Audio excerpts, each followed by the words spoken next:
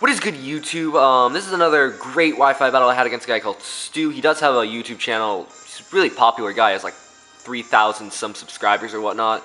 But I'll be sure to link his channel before. And he did do a battle of his. Obviously, his will be in a much better quality because he has that fancy capture card thingy, and I just have my Nikon D3100 that I'm recording off of. But it doesn't matter because, like, yeah. So I'm bringing once again my standard team: Lead Furfront, Specs Greninja, Magician Delphox, Choice Banded Drapion, Iron Plate Scizor, Especially Defensive Ferrothorn. I am actually training up a new Pokemon. I am actually currently breeding for a Rapid Spin Tentacruel because I do feel like more and more people now are using entry hazards, and since I don't use entry hazards, I need some way to get rid of them. And I really want to replace Ferrothorn because, I don't know, like, most of my team's pretty underrated except for Scizor and probably Greninja, because a lot of people do that, but not a lot of people use Furfront or Delphox or Drapion, I don't think. So, half my team's unique. But looking at his thing, I see the Gliscor and I'm like, oh crap, it's going to be that sub-stall thingy. And so yeah, that one looks pretty bad. And then the Azumarill, and I just hate Azumarill. Like, every time I see one, I automatically think I'm going to get swept by one. So yeah, let's just get right into the battle then. But yeah, so definitely if I can get rid of that Azumarill, I will be very, very happy. So he's going to be issuing me the challenge. He's going to actually lead off with his Mamoswine, and I'm going to be leading off just with my lead Furfront like always. And so yeah, I'm going to just go straight for that headbutt because, flinch and hacks and stuff. It'd be fun. But I don't get the flinch, which is a little unfortunate, but hey, it's only a 30% chance. And he's able to get up Stealth Rocks, which is like, okay. And then he stays in again, and I am able to get off a hefty amount of damage, do around like 60% to it, and I do get the flinch that time, which is like pretty cool.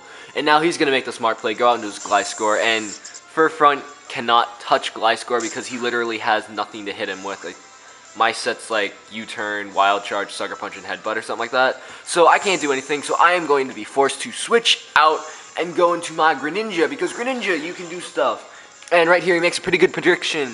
Or, like, I don't really know, but he just goes for Earthquake. Like, he could have gone for Sub and then an Earthquake, I guess, but still, that Earthquake did a lot of damage. But right now, I really don't want to overpredict too much, because there's really no reason to, so I'm just going to play it safe, go straight for that Ice Beam, and in comes the Petals, the Florges, and Florges is so incredibly bulky.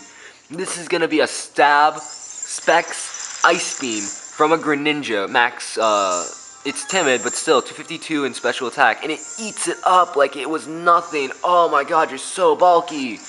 But anyway, he red cards me out into Ferrothorn, which is like beautiful, because now I can go for that Gyro Ball and just demolish this thing. But I know he's going to switch out, because obviously he has to. And he's going to go out into his Alakazam. And so I'm going to take that opportunity, set up my Leech Seed, because Leech Seeds and everything. Yeah, sounds legit, right? But now he's going to actually go for that Mega Evolution, Mega Evolve into Mega Alakazam, and that is so cool. And I'm like, crap, because yeah, I still don't bring Megas.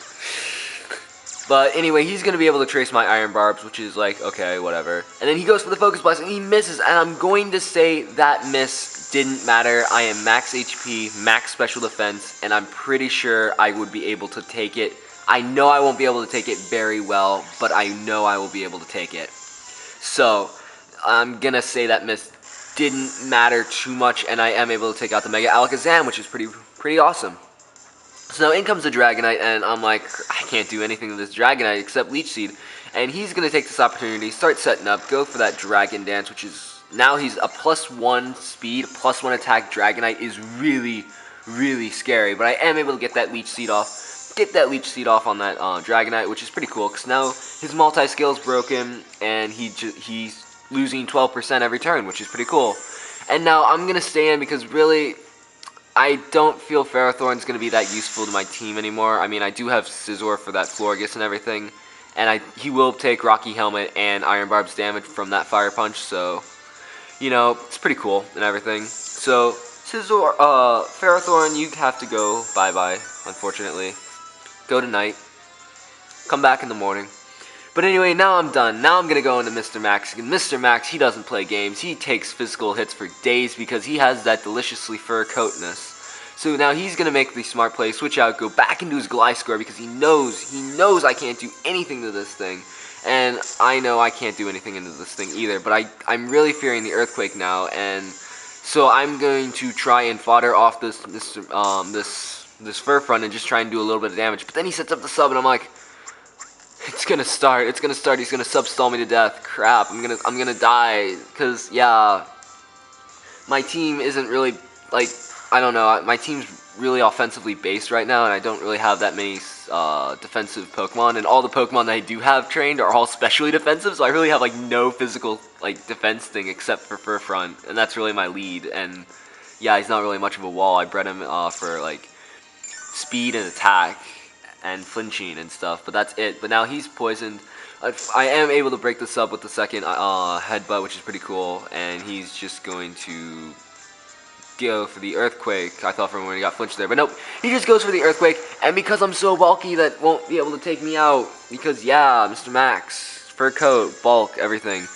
And right here, he goes straight for the Earthquake. I'm going to say it's not that bad of a play, because at that time he just wants to kill off the Furfront, but if you did go for a sub there, I would be at a very bad position, because then he'd be behind a sub, and then he'd be able to kill off my Greninja and stuff. But you know, it's not that bad of a play, I guess, but I don't know. It was really nice. That's what I'm trying to say.